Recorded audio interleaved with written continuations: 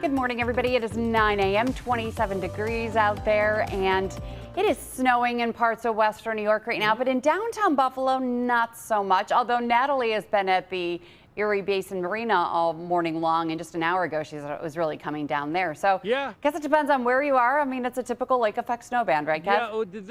Yeah, the main lake effect snow band has weakened and moved south. Now we're getting some occasional bursts of snow across western New York, like the one that Natalie went through, and it was across Buffalo. And again, throughout the morning commute, the morning commute is really wrapped up in earnest, but if wherever you are this morning, if you're about to hit the road, some areas of blowing snow. Again, the good news is that our sky character will improve, but our winds will pick up and temperatures will continue to fall. A slippery morning commute, so again, extra time needed for any errands you're running today.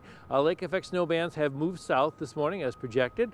Tomorrow, our coldest morning of the winter season so far, and our coldest morning since February, in fact, is anticipated.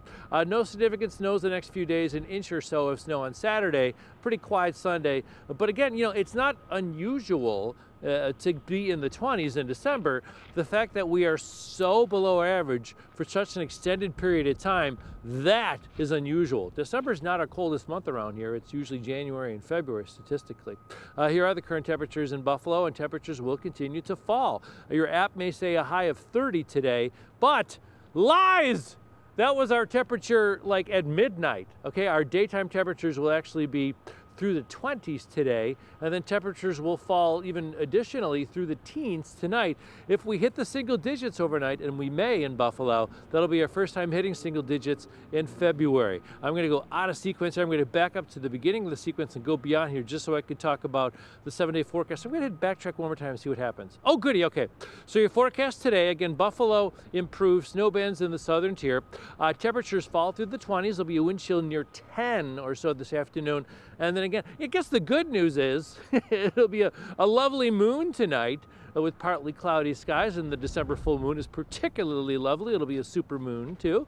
And the December full moon is called the cold moon. I think they're running out of names. I think that there was a group that got together, Native Americans got together, and they gave us all these wonderful names: the sturgeon moon, the wolf moon, the strawberry moon. And at the end, they're like, what about December? I don't know, cold moon. Good enough, wrap it up. Again, notice the wind gusts up to 35 miles per hour. Tomorrow, though, after a cold start, we warm, quote unquote, to 28 degrees with partly cloudy skies, thankfully not windy, for me and Missy on location tomorrow morning at Food to Families. For the weekend, again, not a big deal. For Bills fans, it's not going to be a weather game, but just bundle up for temperatures in the 20s. And the wind gusts, excuse me, it will not be windy Sunday. And there won't be any, I don't think, any accumulating snow Sunday other than maybe a dusting or so. Notice the temperatures on Monday, a high of only 21. So most of the day will have temperatures in the teens. So make sure your kiddos are prepared for that. And then Tuesday, some snow around. Wednesday, we are prone for a lake effect event. So Melissa, yeah, the next week and a half or so, temperatures will continue to be below average. Our average high this time of year is around 40. So the fact that we're 30 for a day or two isn't a big deal, but the fact that we are below average for 2 weeks or so, that is unusual. Yeah, it is pretty strange, but at least the weather for the Bills game looks good. And yes, for Food to Families tomorrow, we will bundle up, but we'll make it through. We'll survive.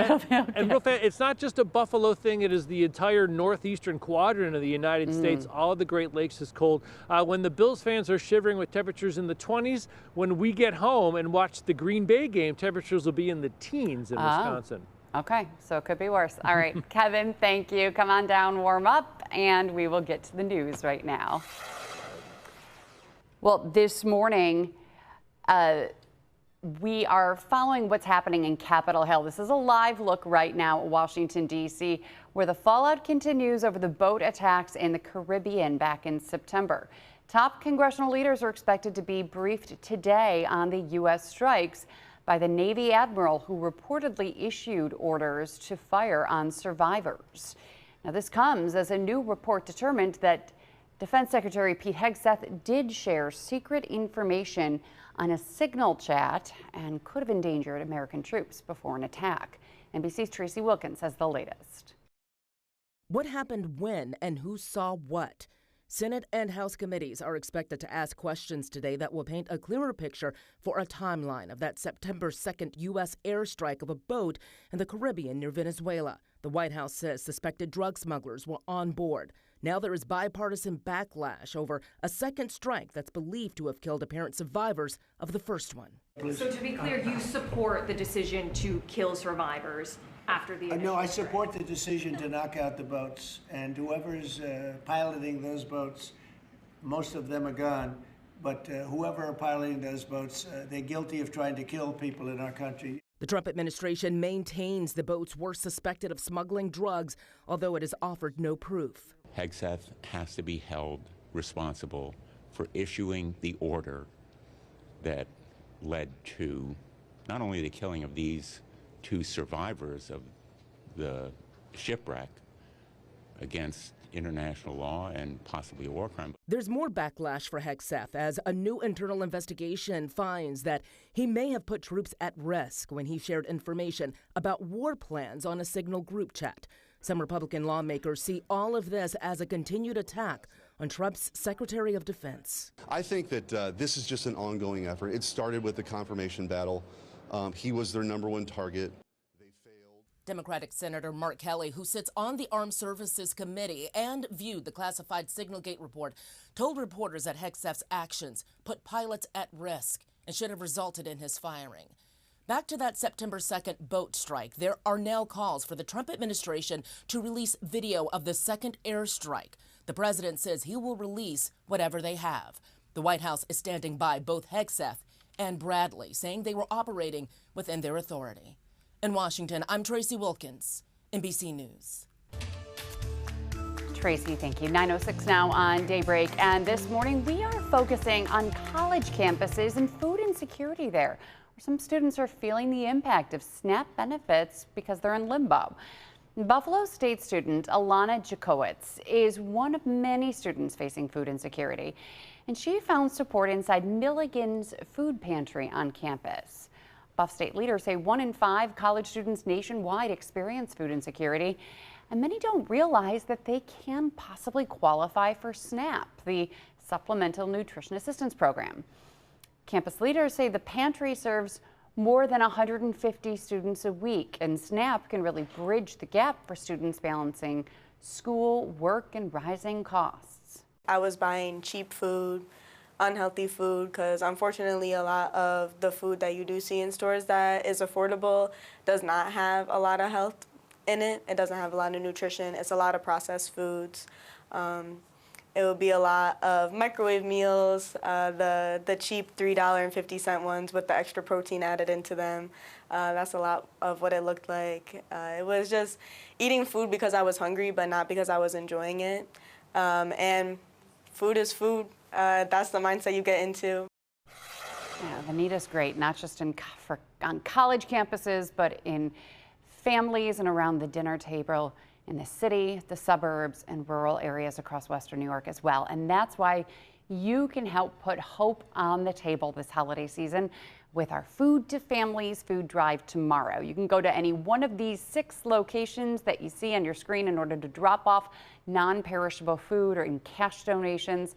Our Channel 2 team will be out at the Tops on Transit Road in Depew during daybreak. Kevin and I will be out there. Then we'll have live coverage throughout the day as well. Patrick will be stopping out, Natalie and Mary Ellis and Scott. The whole team will be out there throughout the day. And if you can't go to any one of those locations, now through Christmas Eve, the Little Brown Bags of Hope campaign continues at all Tops markets. For just $5, $10, or $20 in any register, you can buy a Little Brown Bag of Hope and help support our neighbors in need. All right, if you're too cold already and sick of this winter weather, this is a story for you. JetBlue is adding nonstop flights from Buffalo to Fort Myers, Florida, and also from Buffalo to San Juan, Puerto Rico. And then they're also adding a nonstop flight from Syracuse to Fort Lauderdale. A spokesman for the company says that upstate New York continues to be a key growth region for the company. Those new flights begin in March, but you can start booking them now. This morning, we are celebrating kids in the Buffalo schools getting a fun new opportunity. Hundreds of students and teachers and staff within the district got a special treat for the winter season, actually thousands of them. The district says it received 46,000 vouchers for ice skating and skate rentals to Canalside. It was all donated by the Rich Entertainment Group and Highmark. Those tickets, worth more than $500,000, will be handed out for free across the Buffalo Public Schools so that folks can use them to ice skate during those public hours at Canalside.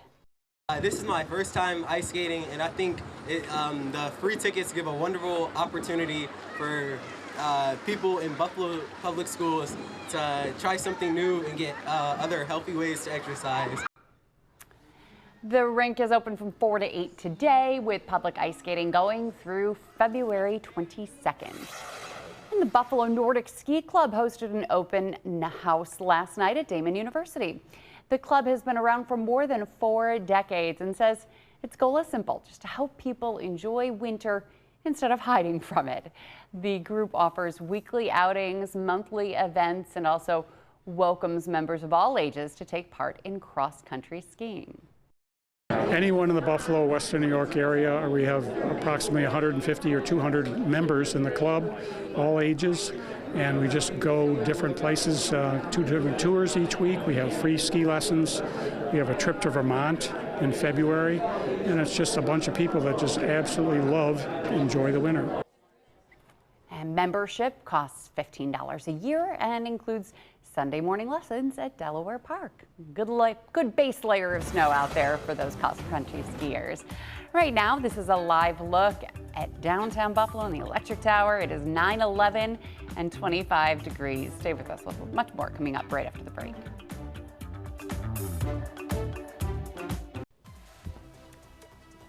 Welcome back. It is 9:13 on Daybreak, and looking ahead to the 2026 Winter Olympics.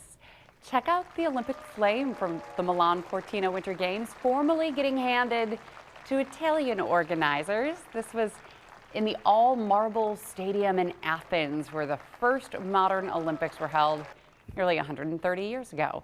And then from Athens, the flame will travel to Italy, where it'll begin a 63-day, 7,500-mile relay through all 110 Italian provinces before reaching Milan's San Siro Stadium for the opening ceremony on February 6th. And the games this year will feature 116 medal events, the debut of ski mountaineering, the return of NHL hockey, so that'll be fun to see. And also more women are going to be competing this year as well. And this morning we want to introduce you to the sibling duo that's hoping to compete. Take a look. Svea Irving, Winter Park, Colorado, free ski team. Burke Irving, Winter Park, Colorado, freestyle ski. I remember growing up and watching him compete in halfpipe, and at the time I was a mogul skier.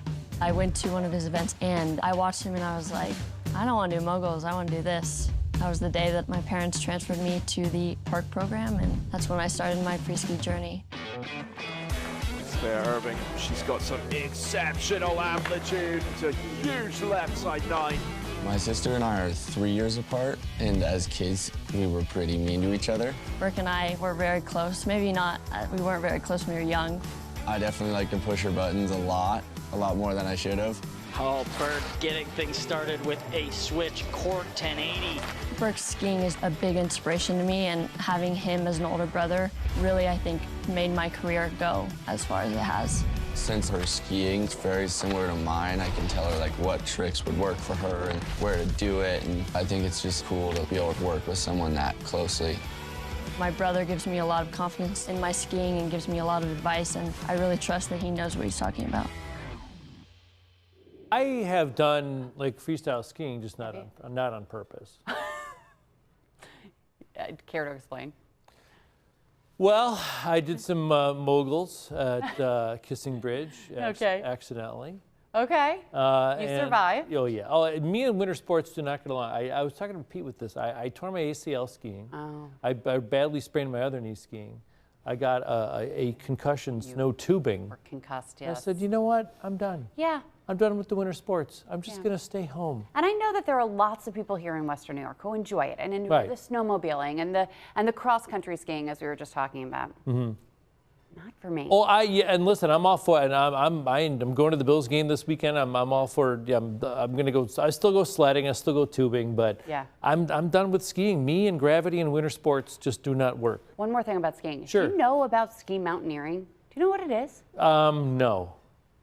Well, go ahead. You have to ski uphill before you get to go downhill. No, just use the thing. Uphill.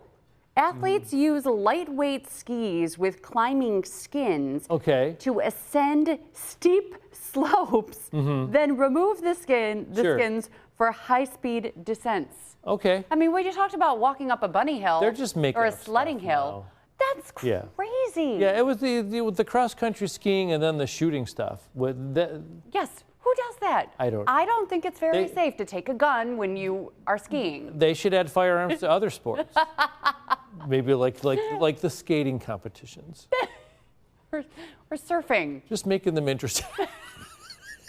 like the most random sports, That's right. just add guns to it. That's right. Why not? Make it more fun. Who Make knows? it more American. I think that ski mountaineering will be fun to watch, though, because I'll just sit back on my couch in my sweats and my slippers wrapped up in a blanket and be like, well, that stinks. I wouldn't want to be doing that. I only like I like team sports. It also is team. What? So there's the sprint, which is one person, but then there's the mixed relay, where it's one male and one female, and they compete in a multi-leg course. There you go, and they can't shoot each other.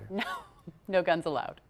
All right, so lots to watch and look forward to with the Winter Olympics. We're now 64 days away, and you can catch all of the action right here on Channel 2 and NBC, including all of the events leading up to the opening ceremony, which is on February 6th. Daybreak will return right after this.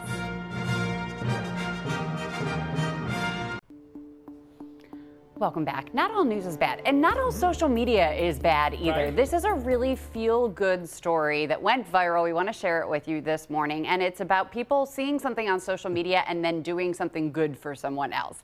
It happened in Michigan. An 88-year-old veteran working as a cashier to help pay his bills. He became an internet sensation because of one viral video. And now, thanks to one influencer who shared this, well, it's changed this man's life for good. Take a look. It came out of the clear blue, and I really, truly mean that. It's been quite the 48 hours for 88-year-old Ed Bambus, who has suddenly skyrocketed to internet fame. Just seeing if I could have help scanning this. A video of him working at his job at Meijer has now been seen by nearly 4 million people on TikTok. But Ed isn't one of them. I doubt you've been on TikTok or Instagram or any of the social media stuff. I've never been on those programs. I don't own one of those fancy cell phones. His charm is just part of what made this video go viral. His story is the main reason. Retired from General Motors in '99. 2012, I went bankrupt, and they took my pension away from me. Oh my gosh, do you have a wife? She passed away 7 years ago. I try very hard to go to her gravesite every day.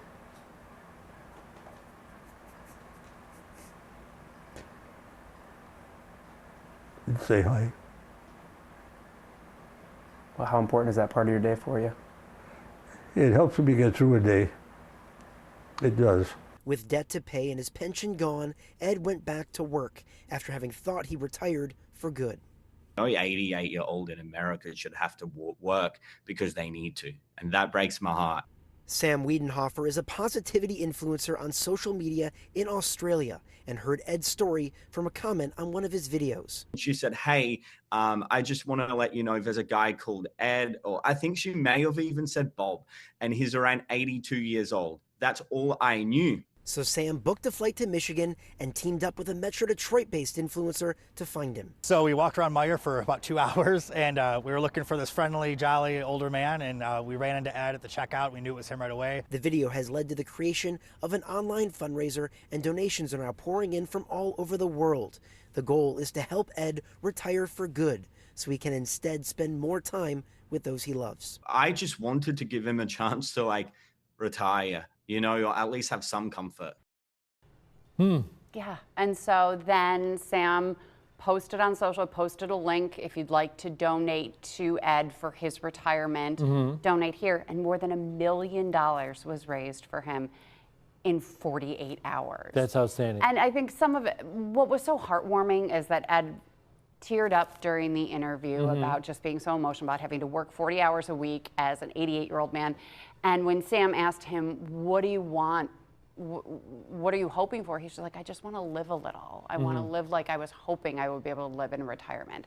And then the world reached out and gave a little and is going to allow Ed to retire, live a little, spend time with his family, and be able to go and see his wife's grave every day because he doesn't have to work every day. Right.